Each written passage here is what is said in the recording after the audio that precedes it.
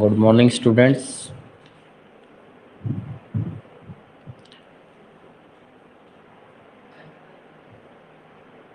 Sir अपनी class में new student है क्या कोई?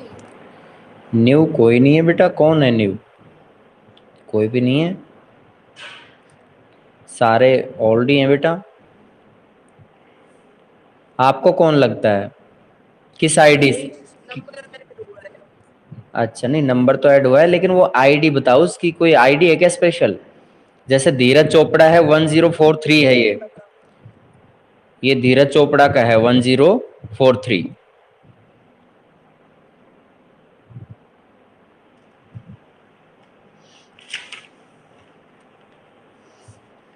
हाँ बेटा, पेज नंबर हम चल रहे थे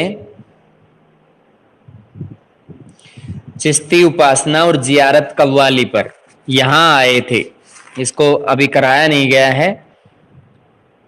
देखिए पेज नंबर 154 पर ही है। इस चिश्ती सिलसिले के बारे में जियारत और कव्वाली के विषय में आगे पढ़ा रहे हैं। सूफी संतों की दरगाह पर की गई जियारत। बेटा जियारत क्या होता है? जैसे लोग तीर्थ स्थल की यात्रा करते हैं, ठीक उसी तरीके से एक दरगाह की यात्रा होती है। सूफी संतों के गुजरने के बाद उस पर एक दरगाह बनाई जाती है और उस पर चादर चढ़ाई जाती है उनकी कब्र पर। तो ये जो जियारत है सारे इस्लामी संसार में प्रचलित है। पूरे विश्व में जितने भी मोहम्मडन कंट्री हैं सब लोगों को पता है कि भाई ये जियारत करना कैसा रहता है और कितना ज्यादा प्रचलित है। ये मुस्लिम समाज बहुत अच्छे से समझता है। इस अवसर पर संत के आध्यात्मिक आशीर्वाद, यानी ये लोग मानते हैं कि उन्हें आध्यात्मिक रूप से आशीर्वाद मिलने वाला है इससे, यानी बरकत की कामना की जाती है और उन्हें लगता है कि इससे उन्हें क्या मिलेगा, उन्हें उनके जीवन में जैसे खुशियां लौटेंगी। इस तरह से उनको लगता है, बरकत की कामना उनको लगता है कि इससे उनके जीवन में काफी हद तक लाभ की स्थिति में वो लोग पहुंचेंगे। कोई दुख दर्द की कष्ट की जो पीड़ा दायक जो समस्या है वो अपने आप दूर हो जाएगी। पिछले 700 सालों से अलग अलग संप्रदाय वर्गों और समुदायों के लोग 5 महान चिश्ती दरगाह पर अपनी आस्था प्रकट करते रहे हैं। यानी 5 महान चिश्ती संत है जिनकी लिस्ट ऊपर हमने आपको कल समझाई थी।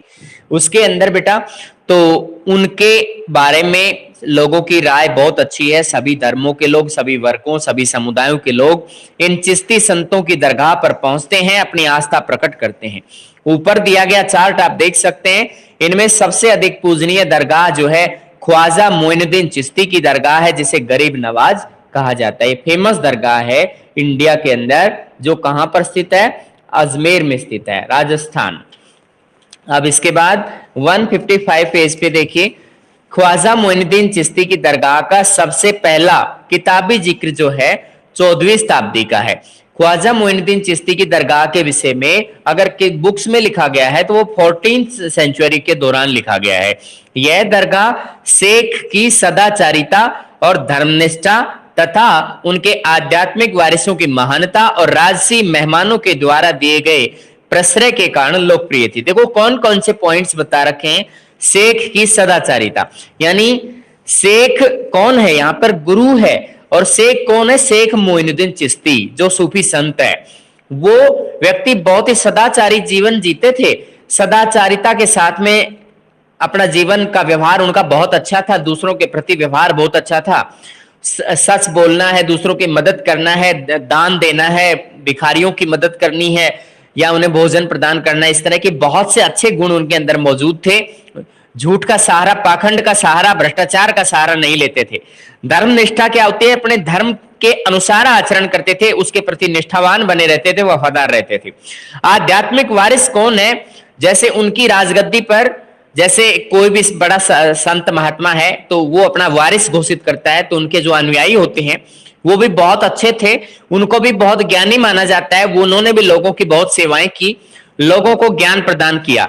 राजसी मेहमान कौन होते हैं? जो आसपास के जो लोकप्रिय राजा हुआ करते थे वो इस तरह की दरगाह पर, ख्वाजा मोइनुद्दीन चिश्ती की दरगाह पर अपनी यात्रा करने के लिए आते थे। कभी साल में एक बार, कभी साल में 2 बार। यहां पर बहुत से शासकों का जमावड़ा चलता रहता था। जैसे उनमें से कुछ महत्वपूर्ण शासकों का नाम यहां पर है, मोहम्मद बिन तुगलक का, गियासुद्दीन खिलजी का और अकबर का। ये तीनों का उदाहरण हम अभी पढ़ने वाले हैं। मोहम्मद बिन तुगलक 1324 से 51 के दौरान उनका शासनकाल रहा और यह पहला सुल्तान था जो इस दरगाह पर आया था। मोहम्मद बिन तुगलक को बहुत ही पढ़ा लिखा शासक कहा जाता है। ये तुगलक वंश के अंदर एक फेमस शासक था। इस व्यक्ति ने अपना राजधानी परिवर्तन कर ली थी और ये व्यक्ति पढ़ा लिखा मूर्ख भी कहलाता था, क्योंकि इसकी कुछ डिसीजन ऐसे थे जिसकी वजह से कुछ नुकसान भी हो गया था। इसने चमड़े के सिक्के चलाए थे। चमड़े के सिक्के का लोगों को बड़ा मतलब वो इसकी चाल को समझ चुके थे कि भाई क्या करने वाला है। तो उन्होंने क्या किया कि अपने धातु के सिक्के यानी सोने के सिक्के अपने पास रख लिए और ये चमड़े वाले सिक्के इस्तेमाल कर लिए। इस तरह से पूरा का पूरा खजाना खाली हो गया और इसके पास कुछ नहीं बचा, तो इसको चमड़े वाले सिक्के बंद करने पड़े। तो इस तरह से इसके जो मुद्रा को लेकर के जो डिसीजन था वो बहुत गलत था। राजधानी परिवर्तन में भी ठीक ऐसा ही रहा। ये अपनी राजधानी दिल्ली से लेकर चेंज करके इसने उज्जैन को अपनी राजधानी बनाया और वहां पहुंचते पहुंचते लोग परेशान हो गए, काफी संख्या में लोगों की मृत्यु हो गई और फिर उत्तर पश्चिम की दिशा से आक्रमण होने के अंदेशा होने लगा। तो वापस लौट करके ये अपनी राजधानी को चेंज करके उसी जगह पर फिर पहुंच गए। अब आगे चलते हैं बेटा। मोहम्मद बिन तुगलक यहां पे आता था और कौन आता था देखिए, शेख की मजार पर सबसे पहली इमारत मालवा के सुल्तान गियासुद्दीन खिलजी ने 15वीं शताब्दी के उत्तरार्ध में बनवाई। याद रखिए किसने बनवाई है, सुल्तान गियासुद्दीन खिलजी, जो कि खिलजी वंश का एक महत्वपूर्ण शासक है, मालवा का शासक था। 15वीं शताब्दी के उत्तरार्ध में इसने ये यहां पर एक क्या बनवाई है, इमारत बनवाई है। और ये इमारत कैसी है, यानी एक तरह से मस्जिद मान सकते हो उसको, क्योंकि यह दरगाह दिल्ली और गुजरात को जोड़ने वाले व्यापारिक मार्ग पर थी, अतः अनेक यात्री यहां आते थे। केवल ये राजा लोग ही नहीं आते थे, व्यापारी भी, जो लोग व्यापार करते थे, वो दिल्ली से गुजरात उन्हें जाना है तो वो बीच के अंदर यहाँ पे ठहरते थे, व्यापार मार्ग पे स्थित होने की वजह से, और इस वजह से यात्री काफी संख्या में आते थे। 16वीं शताब्दी तक आते आते अजमेर की यह दरगाह बहुत ही ज्यादा लोकप्रिय होती चली गई। इस दरगाह को जानने वाले तीर्थयात्रियों के भजनों ने अकबर को यहां आने के लिए प्रेरित किया। कहते हैं कि अकबर जो है इस अजमेर की दरगाह में खुद चल के, अब पहले सबसे पहले ऐसे नहीं गए, उन्होंने पहले इसके गीत सुने, भजन सुने। उन भजनों के अंदर बहुत ही इसकी लोकप्रियता का बखान किया जाता था। फिर धीरे धीरे उनका ध्यान आकृष्ट हुआ और वो यहां आने के लिए प्रेरित हुए। अकबर यहां 14 बार आया। याद रखिए बेटा, सबसे ज्यादा बार यही शासक यहां पे आया है।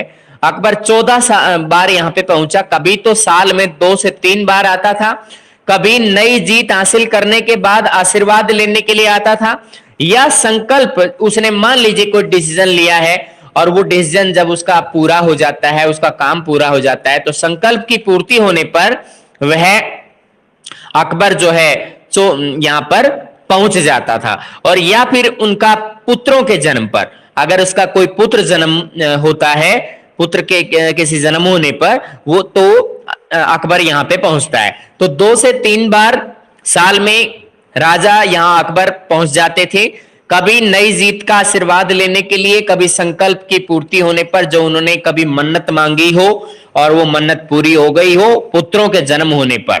तो यहाँ पे इस तरह का विवरण हमने पढ़ा। यहाँ पे हमें पता लगा मोहम्मद बिन तुगलक पहला सुल्तान था जो इस दरगाह पे आया। तो ये एक जीके का क्वेश्चन है। फिर उसके बाद में शेख की मजार पर इमारत बनवाई है, तो मालवा के सुल्तान गियासुद्दीन खिलजी ने बनवाई है। और अकबर का उदाहरण अगर हम देते हैं तो अकबर 14 बार यहाँ पे आया, कभी कभी 2 से 3 बार, कभी नई जीत को आशीर्वाद लेने के लिए, कभी संकल्प की पूर्ति होने पर, कभी पुत्रों के जन्म पर। अब हम इसमें केवल ये शासक ही नहीं, आमतौर पे व्यापारी लोग भी यहाँ पे आते थे, क्योंकि ये महत्वपूर्ण व्यापार मार्ग पर स्थित होता था। ये अजमेर की जो दरगाह है व्यापार मार्ग पर स्थित थी, इस वजह से ज्यादा संख्या में लोग यहाँ पे आते थे। शेख निजामुद्दीन औलिया और उनके शिष्य अमीर खुसरो का 17वीं शताब्दी का चित्र आपके सामने वर्णित किया गया है। शेख निजामुद्दीन औलिया क्या बताना चाहते हैं, उनके शिष्य क्या सलाह दे रहे हैं ये बताइए कलाकार शेख साहब और उनके शिष्य में कैसा फर्क डालता है। कोई भी एक कलाकार है, वो किस तरीके से एक शेख साहब के अंदर यानी गुरु के अंदर और एक शिष्य के अंदर फर्क करने की कोशिश करता है। तो यहां पर आपको इनके चित्रों से देख करके अंदाजा लगाइएगा इनमें शेख कौन हो सकता है। यहां पर अंदाजा लगाइए कोई इनमें से कौन हो सकता है। अजमेर की तीर्थ यात्रा पर बादशाह जहांगीर का स्वागत करते हुए शेख यानी बादशाह जहांगीर यहां पर आए हैं और उनका स्वागत करने के लिए यहां शेख निजामुद्दीन यहां पर शेख निजामुद्दीन नहीं, हम यहाँ पे इनका उदाहरण पढ़ेंगे क्योंकि शेख निजामुद्दीन का उदाहरण तो ऊपर दिया गया है। याद रखिए बेटा, ये व्यक्ति कौन है, ये शेख निजामुद्दीन औलिया है जिसके पीछे चक्र बनाया गया है, मतलब महामहिम है, इसके पास में करिश्माई ताकत है, ज्ञान है इसके पास। ये कवि है अमीर खुसरो जो इसके दरबार में काम करते थे, इसकी सेवा में लगे हुए थे। अमीर खुसरो फेमस पोइट। यहां हम नीचे जो देख रहे हैं ये बादशाह जहांगीर का स्वागत कर रहे हैं अजमेर की तीर्थ यात्रा पर। कौन स्वागत कर रहा है? शेख मोइनुद्दीन चिश्ती, क्योंकि अजमेर के अंदर जो दरगाह है वो किसकी है? शेख मोइनुद्दीन चिश्ती की है। मनोहर नामक कलाकार का यह चित्र है, मनोहर ने इस चित्र को बनाया है। याद रखिए, चित्र में कलाकार के हस्ताक्षर ढूंढिएगा, आपको नजर आते हैं तो बताइए। चित्र में आपको हस्ताक्षर कहीं नजर आते हैं जो उस कलाकार ने बनाए हैं, मनोहर नाम के कलाकार ने बनाए हैं। राइट हैंड कॉर्नर पे आप देख सकते हैं उसके हस्ताक्षर बने हुए हैं। अब इससे आगे चलते हैं। मुगल शहजादी जहां आरा की तीर्थ यात्रा 1643 ईस्वी। निम्नलिखित गद्यांश जहां आरा के द्वारा रचित शेख मोइनुद्दीन चिश्ती की जीवनी मुनिस अल अखा। अब याद रखिए बेटा, ये मुनिस अल अखा क्या है? यानी आत्मा का विश्वस्त। आत्मा को भी जिस पे विश्वास हो जाए उसे आत्मा का विश्वस्त कहते हैं। और मुनिस अल अखा ये इनकी अपनी लैंग्वेज में इसका नाम दिया इन्होंने। ये किसकी जीवनी है, किसकी बायोग्राफी है, किसके बारे में जानकारी प्रदान करती है? शेख मोइनुद्दीन चिश्ती की जानकारी प्रदान करती है। किसने लिखी है? जहां आरा ने लिखी है, जो शाहजहां की बेटी है। कौन है ये जहां आरा? ये राजकुमारी है, शाहजहां की बेटी है, जिसने शेख मोइनुद्दीन चिश्ती की बायोग्राफी को लिखा है। उसका नाम दिया उन्होंने मुनिस अल अखा यानी आत्मा का विश्वस्त से लिया गया है। अब इसमें क्या बताती है देखिए बेटा, अल्लाह ताला की तारीफ के बाद यह फकीरा जहां आरा राजधानी आगरा से अपने पिता बादशाह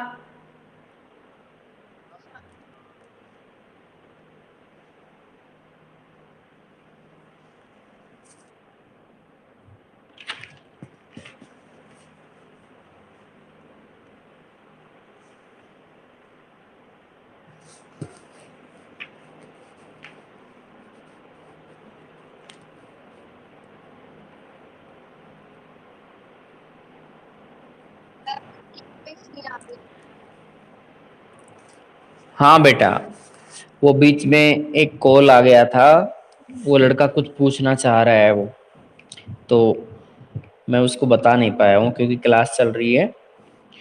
तो मैं अगर 1 मिनट के लिए कॉल मैं कर सकूँ तो आपको कोई डिस्टरबेंस तो नहीं होगा है बेटा? तो अभी मैं ज्वाइन कराता हूँ आपको 1 मिनट में, विद इन 1 मिनट बेटा, ठीक है? ओके।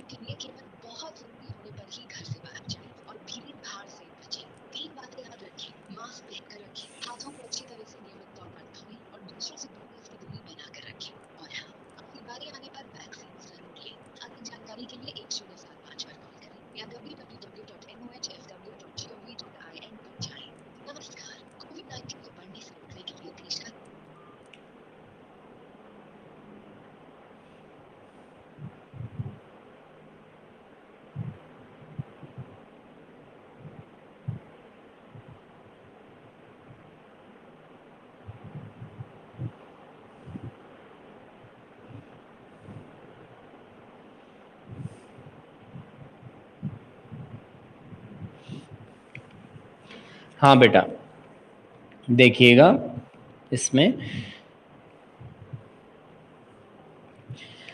इसमें हम किसके विषय में पढ़ रहे थे? ये शाहजहां की बेटी हैं जहां आरा, और ये किसकी तारीफ कर रही हैं? अल्लाह ताला की तारीफ के बाद, अल्लाह ताला की तारीफ के बाद ये फकीरा जहां आरा राजधानी आगरा से अपने पिता बादशाह शाहजहां के संग पाक और बेजोड़ अजमेर के लिए निकली। ये किस लिए आई है अजमेर? क्योंकि इसको तीर्थ यात्रा करनी थी, शेख मोइनुद्दीन चिश्ती की दरगाह पर यात्रा करनी थी। इस वजह से यह संत, यानी अपने आप को इन्होंने फकीर की मतलब श्रेणी का मान लिया है, फकीरा जहां आरा। तो इनको फकीरा ना माने, ये कोई संत महात्मा नहीं थी, लेकिन इन्होंने अपने बारे में वैसे ही लिख दिया है। तो ये अल्लाह ताला की तारीफ के बाद, मतलब एक तरह से भगवान की, ये कहते हैं कि भाई भगवान की मेहरबानी से हम ऐसा कर पाए कि आगरा से वो अपने पिता के साथ, शाहजहां के साथ और अजमेर के लिए निकल पाए हैं। मैं इस बात के लिए वायदा परस्त थी, यानी मैंने अपने मन में सोच लिया था, ये पक्का कर लिया था कि मैं ऐसा करूंगी कि हर रोज हर मुकाम पर मैं 2 बार की अख्तियारी नमाज अदा करूंगी, कि रोजाना करूंगी और हर मुकाम पर करूंगी। कोई भी नया काम है, सुबह दोपहर शाम कभी भी कर सकते हैं, तो ये हर मुकाम पर 2 बार अख्तियारी नमाज अदा करेंगी, यानी प्रार्थना करेंगी अल्लाह की। बहुत दिन मैं रात को बाघ के चमड़े पर नहीं सोई, यानी अब मैंने आराम त्याग दिया है, क्योंकि मैं एक राजकुमारी हूं, राजकुमारी होने के नाते मुझे ये सब सुविधाएं मिलती हैं, लेकिन मैं अब यहां पर बाघ के चमड़े पर नहीं सोती हूं। मैं अपने पैर मुकद्दस दरगाह की तरफ नहीं फैलाए, यानी जब मैं सोती हूं तो सोते हुए भी मैं अपने पैरों को और इस दरगाह की तरफ नहीं करती। मैं मतलब इसका यही है कि यह दरगाह को किसी भी तरीके से लज्जित नहीं करना चाहती है, उसकी बेइज्जती नहीं करना चाहती है, अपने मतलब सोते हुए भी ध्यान रखती है कि उसका सम्मान हमें करना है। ना ही मैंने अपनी पीठ उनकी तरफ की है, क्योंकि कोई व्यक्ति पीठ करके बैठ जाता है, दूसरी तरफ मुख करके बैठ जाता है, तो ऐसा माना जाता है वो विमुख हो रहा है, वो ध्यान नहीं दे रहा है, अवहेलना कर रहा है। तो ये कह रही है कि मैंने ऐसा भी नहीं किया है, पीठ भी नहीं की है उस तरफ। और मैं पेड़ के नीचे दिन गुजारती थी, ऐसा नहीं कि मैं किसी महल में बैठ करके आराम से रह रही थी, मैं पेड़ के नीचे समय गुजारती थी। वीरवार को रमजान के मुकद्दस महीने के चौथे रोज मुझे चिराग और इत्र में डूबे दरगाह की जियारत की खुशी हासिल हुई। यानी किस दिन हुई है? वीरवार को रमजान के महीने के चौथे दिन इसको मौका मिला दरगाह के अंदर आने का, और दरगाह के अंदर बहुत ही सुगंधित यहाँ पर सेंट वगैरह जो है छिड़का जाता था, और चिराग जल रहे थे, बहुत ही अच्छे सुंदर चिराग जल रहे थे। जियारत की खुशी हासिल हुई। जियारत करना क्या होता है बेटा? चादर चढ़ाना होता है मजार पर, दरगाह में। चूंकि दिन की रोशनी एक छड़ी बाकी थी, अभी मतलब दिन सूर्यास्त होने को है, थोड़ा सा बचा हुआ है, उसके बारे में बताना चाहती हैं। मैं दरगाह के भीतर गई, अपने जर्द चेहरे को उसकी चौखट की धूल से रगड़ा, यानी अपने सम्मान को प्रकट करने के लिए और उस देवता तुल्य आत्मा को सम्मान प्रदान करने के लिए, उस गुरु को सम्मान देने के लिए शेख मोइनुद्दीन चिश्ती की दरगाह की चौखट पर मैंने अपना चेहरा रगड़ा, और जैसे नाक रगड़ते हैं उस तरह से दरवाजे से मुकद्दस दरगाह तक मैं नंगे पांव वहां की जमीन को चूमती हुई गई। यानी दरवाजे से मुकद्दस दरगाह तक, यानी जो मेन एंट्री गेट है वहां से लेकर और जो मेन दरगाह है वहां तक मैं नंगे पैर वहां पर जमीन को चूमती हुई गई। ये रिवाज होता है, ये रिवाज इस राजकुमारी को भी निभाना पड़ा। गुंबद के भीतर रोशनी से भरी दरगाह में मैंने मजार के चारों ओर 7 फेरे लिए। जैसे हिंदुओं के अंदर 7 फेरे शादी के समय पे लिए जाते, तो ये लोग जो है इनके यहाँ पे रिवाज है कि गुंबद जहां पे बना हुआ है, गुंबद के अंदर वहां लाइट का पूरा प्रबंध होता है। दरगाह के अंदर मजार जो है जहां पर उन्हें दफनाया गया है, उनकी जो शव जहां पे मतलब दफनाया गया है, तो उसके चारों ओर उन्होंने 7 फेरे लिए। आखिर में अपने हाथों से मुकद्दस दरगाह पर मैंने सबसे उम्दा इत्र छिड़का, कि सबसे जो बेस्ट इत्र होता है, यानी सेंट जो बहुत अच्छा सेंट होता है, वो मैंने उस पर छिड़क दिया। चूंकि गुलाबी दुपट्टा जो मेरे सिर पर था मैं उतार चुकी थी, इसलिए मैंने उसे मुकद्दस मजार के ऊपर रख दिया। गुलाबी दुपट्टा जो है उसके सिर पर रखा हुआ था, राजकुमारी थी तो उसने उसे उतार दिया और उस दुपट्टे को कहां रख दिया? मुकद्दस मजार के ऊपर रख दिया। अब राजकुमारी अपने ओढ़ने की चीज को भी वहां मजार पे रख के आ गई हैं। आप अंदाजा लगा सकते हैं कि ये जहां आरा नाम की राजकुमारी कितना ज्यादा शेख मोइनुद्दीन चिश्ती की भक्त थी, एक तरह से उनको कितना सम्मान देती थी। तो ये मुगल शहजादी कहलाती हैं। ये शाहजहां की बेटी है। 1643 में ये वहां पे गई है और उस दौरान इन्होंने उनकी जीवनी लिखी है मुनिस अल अखा, और ये आत्मा का विश्वस्त इसको हम हिंदी में कह सकते हैं। और उस दौरान की जो जो एक्सपीरियंसेस इसके रहे वो सारे इसने बयान कर दिए हैं। जहां आरा की कौन सी चेष्टाओं का जिक्र करती हैं जो शेख के प्रति उसकी भक्ति को दर्शाते हैं, यानी आपको कौन कौन सी ऐसी चीज आपको लगती है जिसमें लग रहा है कि शाहजहां की जो बेटी है वो शेख मोइनुद्दीन चिश्ती की भक्त है या उनको भक्ति से सम्मान प्रदान कर रही है, आदर कर रही है। दरगाह की खासियत को वह किस तरह से दर्शाती है? तो बेटा इसके अंदर हम क्या देख करके इसमें पढ़ के पता लगा सकते हैं कि कैसे कैसे वो, जैसे एक तो बेटा वह बाघ के चमड़े पर नहीं सोई है, राजकुमारी है, लेकिन फिर भी उसने आराम त्याग दिया है। वह कभी भी पैर दरगाह की तरफ नहीं किए, इसका मतलब सम्मान देना चाहती है। और उसने पेड़ के नीचे समय गुजारा और अपनी पीठ भी उसकी तरफ नहीं की।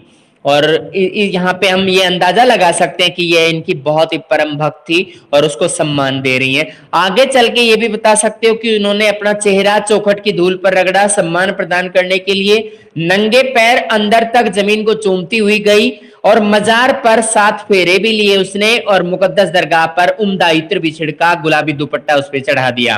तो ये सब चीजें हमें ये बयान करती हैं कि जहां आरा शेख मोइनुद्दीन चिश्ती का सम्मान करती है और उन्हें उनको आदर देना चाहती है।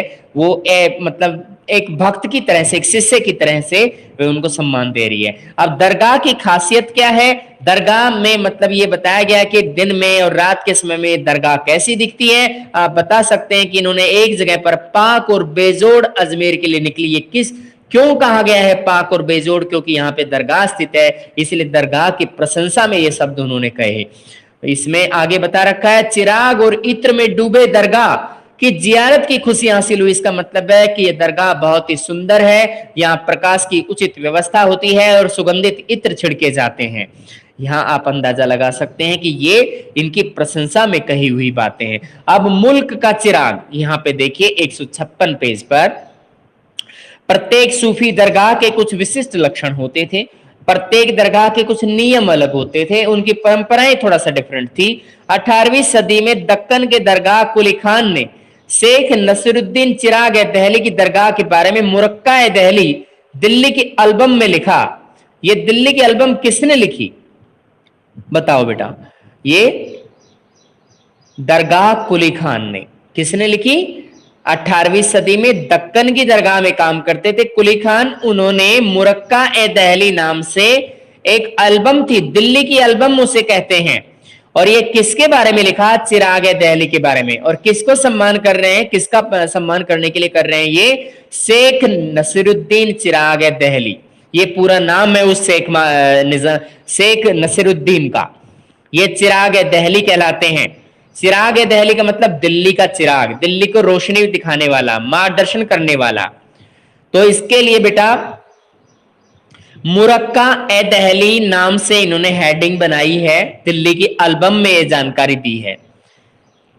अब आगे चलते हैं। शेख सिर्फ दिल्ली के ही चिराग नहीं थे, याद रखिए बेटा, ये केवल दिल्ली के लोगों को ही मार्गदर्शन नहीं करते थे, अब ये तो सारे मुल्क के चिराग हैं, पूरे भारत के, पूरे भारतीय उपमहाद्वीप के चिराग है। लोगों का हुजूम यहाँ पे आता है, लोग यहाँ घूमने के पर्पज से आते हैं, तीर्थ यात्रा के पर्पज से आते हैं, धार्मिक यात्रा करते हैं। खास तौर से इतवार के रोज, संडे को यहाँ पे बहुत ज्यादा भीड़ लगती है। दिवाली के महीने में दिल्ली की सारी आबादी दरगाह पर उमड़ आती है। कोई ये नहीं देखता कि मैं हिंदू हूं, कोई ये नहीं देखता कि मैं ईसाई हूं, मुस्लिम हूं, सब लोग उमड़ आते हैं, इस दरगाह पर इकट्ठे हो जाते हैं। और हौज के पास जो पानी का प्रबंध किया गया है, बहुत ही बड़ा हौज बनाया गया है, तंबू गाड़ करके कई दिनों तक यहाँ रहते हैं। इसका मतलब ये रिवाज है कि जो भी तीर्थ यात्रा के पर्पज से कोई व्यक्ति आया तो वह यहाँ पर तंबू गाड़ लेते हैं हौज के पास, ताकि पानी की पूर्ति हौज से हो जाए, और वो कई दिनों तक यहाँ सेवा में लगे रहते हैं। जैसे कुंभ के मेले में साधु संत आते कई दिनों तक वहां पर तंबुओं में रहते हैं। पुराने रोगों को ठीक करने के लिए वे यहाँ नहाते हैं। इस हौज के अंदर ये माना जाता है, ये मान्यता है कि इन यहाँ पर स्नान करने से और बीमारी दूर होती है। हिंदू और मुसलमान एक ही भावना से आते हैं, कहीं कोई भेदभाव नहीं है। कोई ये नहीं मानता कि हिंदू जो है कि ये हमारे धार्मिक संत नहीं है। वे दोनों ही समुदाय के लोग एक ही भावना से यहाँ पे आते हैं, सम्मान प्रदान करते हैं। सुबह से शाम तक लोग आते हैं, पेड़ की छांव में हंसी खुशी में समय बिताते हैं। यानी सुबह से शाम तक लोग यहाँ कंटिन्यू आते रहते हैं, कोई आता रहता है, कोई जाता रहता है, कंटिन्यू वहां पर कतार लगी रहती है। पेड़ की छांव में हंसी खुशी से समय बिताते हैं और भगवान को सम्मान प्रदान करते हैं। तो मुल्क ए चिराग किसको कहा गया है? शेख नसीरुद्दीन चिराग है दहली, जिन्हें मुरक्का ए दहली नाम का यानी दिल्ली की एल्बम में इस विवरण को उन्होंने डाला है। अब यहां तक बताइएगा, कोई भी प्रॉब्लम है तो अगले टॉपिक पे चलते हैं। फिर अगले टॉपिक पे चलें बेटा। उन्होंने यह परंपरा 1580 तक बनाए रखी। कौन सी परंपरा? जहां आरा ने वहां घूमने की जो परंपरा थी 1580 तक बनी रही। इनके पिता, इनके चाचा, सभी लोग यहाँ पे आते थे। प्रत्येक यात्रा पर बादशाह दान भेंट दिया करते थे। वहां आने के बाद गरीबों को भेंट में, जैसे कि किसी को कंबल दे दिया, किसी को कुछ दे दिया, खाने पीने का सामान दे दिया, तो इस तरह से वो भेंट भी देते थे, जिनके ब्यौरे शाही दस्तावेजों में दर्ज है। शाही दस्तावेज कहां पे बने हुए हैं? ये बेटा शाही दस्तावेज, मैंने ऐसी बुक्स हैं यहाँ पर, ऐसे रिकॉर्ड्स रख बनाए गए हैं जो कि रॉयल रिकॉर्ड्स हैं, कि कोई भी राजा आता है तो उसका डिटेल उसमें भरा जाता है, क्या क्या वो दान में देके गया वो सब लिखा जाता है। उदाहरण के लिए 1568 में उन्होंने तीर्थ यात्रियों के लिए खाना पकाने हेतु एक विशाल देग दरगाह को भेंट किया। उन्होंने दरगाह के अहाते में एक मस्जिद भी बनवाई। तो ये किसके बारे में कह रहे हैं? कौन है ये जो 1568 में तीर्थ यात्रियों के लिए खाना बनाने के लिए विशाल देग दरगाह को भेंट में देते हैं? कौन है ये व्यक्ति बताओ? ये अकबर है। कौन है ये? अकबर है। अकबर ने इस दौरान और तीर्थ यात्रियों के लिए खाना बनाने का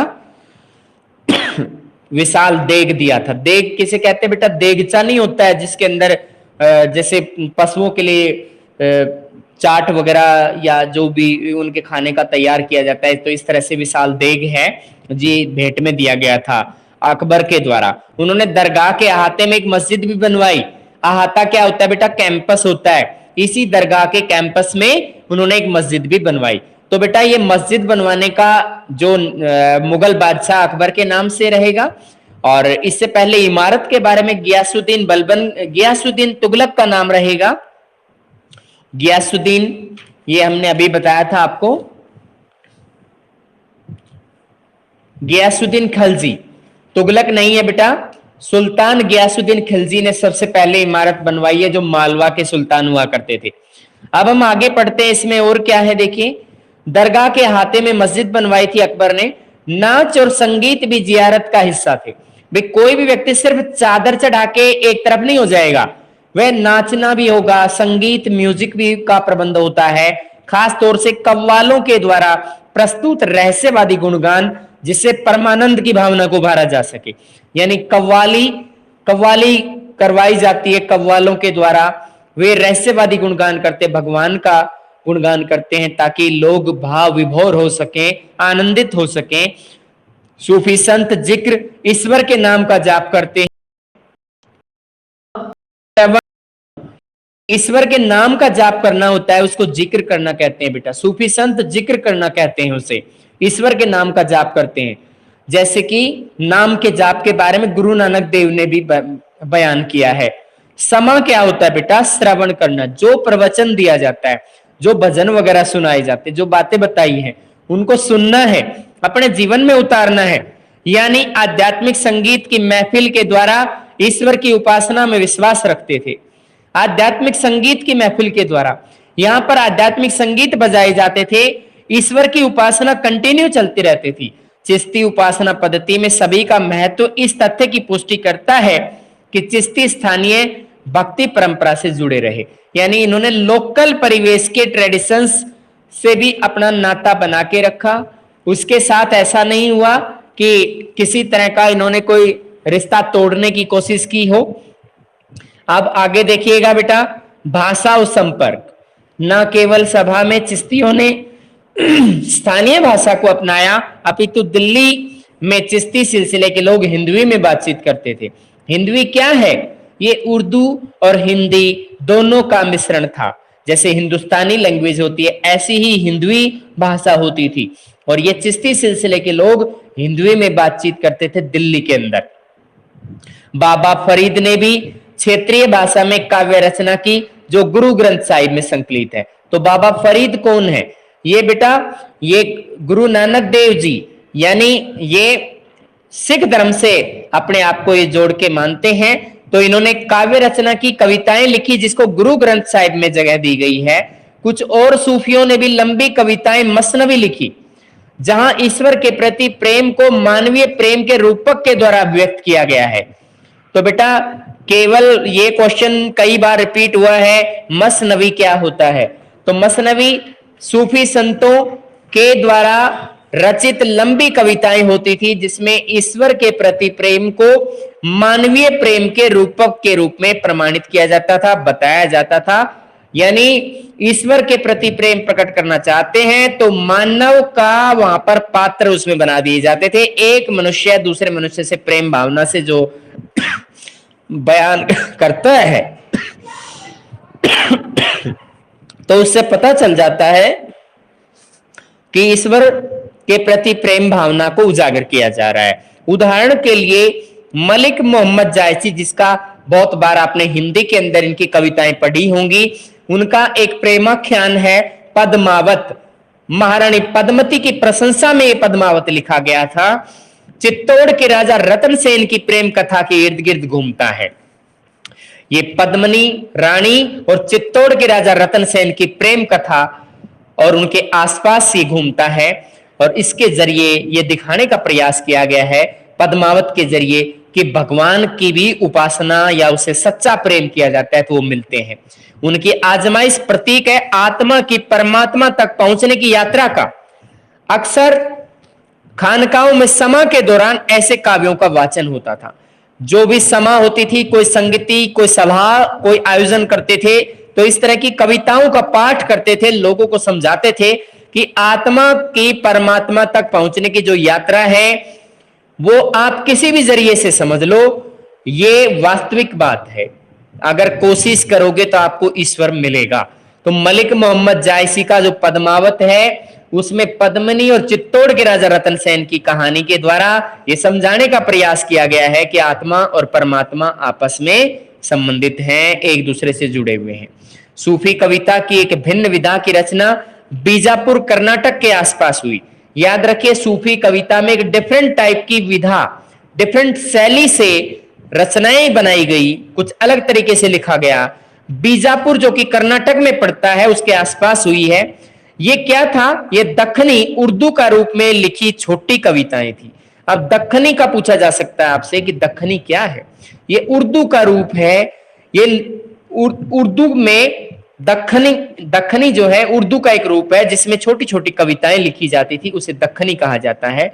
जो कहां बोली जाती थी? देखिए, 17वीं से 18वीं सदी में इस क्षेत्र में बसने वाले चिश्ती संतों के द्वारा रची गई थी। कहां? दक्कन के क्षेत्र में, कर्नाटक में, बीजापुर कर्नाटक के आसपास 17वीं से 18वीं सदी में बसने वाले चिश्ती संतों के द्वारा ये लिखी गई, बनाई गई।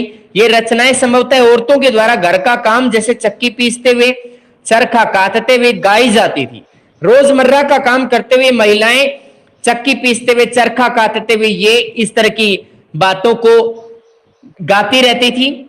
यानी इस तरह की दक्खनी के अंदर छोटी कविताओं के रूप में उर्दू का जो रूप होती थी, इस रूप में ये कविताएं गाती थी।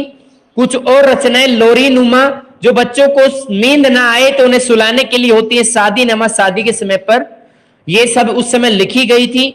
संभव है कि क्षेत्र के सूफी यहां पहले से चलती आई भक्ति परंपरा से प्रभावित हुए।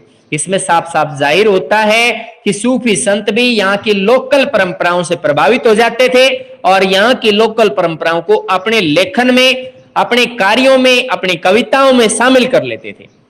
अब यहां तक बताइए बेटा, किसी को कोई प्रॉब्लम है तो?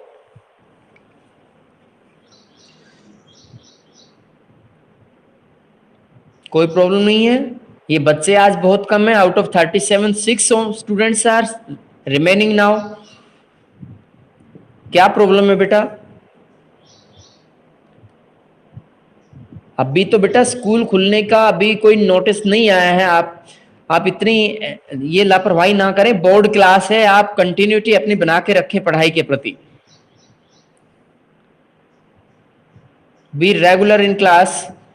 जो टॉपिक बताया जाता है एनसीईआरटी से डेफिनेटली आप खुद पढ़िए। एक बार कोई प्रॉब्लम आती है तो नेक्स्ट क्लास में पूछिए। In between question answer set कीजिए, उनको लिख लीजिए, याद करिए फिर उन टॉपिक्स को। आपके पास काम बहुत है बेटा।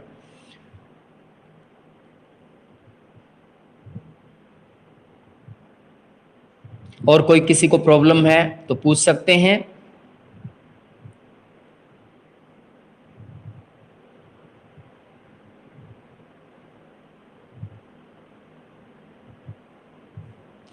अब आप लीव करना चाहते हैं तो लीव कर सकते हैं बेटा, आपका टाइम हो गया है। ओके बेटा।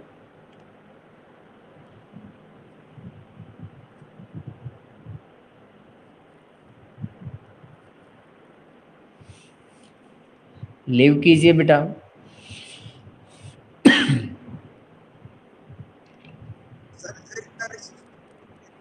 बेटा अभी अगर ऐसी कोई जानकारी होगी आपके ग्रुप में शेयर करेंगे, वैसे बताएंगे आपको। अभी ऐसा कोई नोटिस नहीं है हमारे पास। ठीक है बेटा। हाँ, स्कूल से जैसे ही मिलता है तो जरूर बताया जाएगा सभी बच्चों को। वो आप स्कूल की तरफ से भी बेटा सॉफ्टवेयर से बता दिया जाएगा सीआर एप्लीकेशन में। ठीक है। ओके बेटा, यू कैन लीव।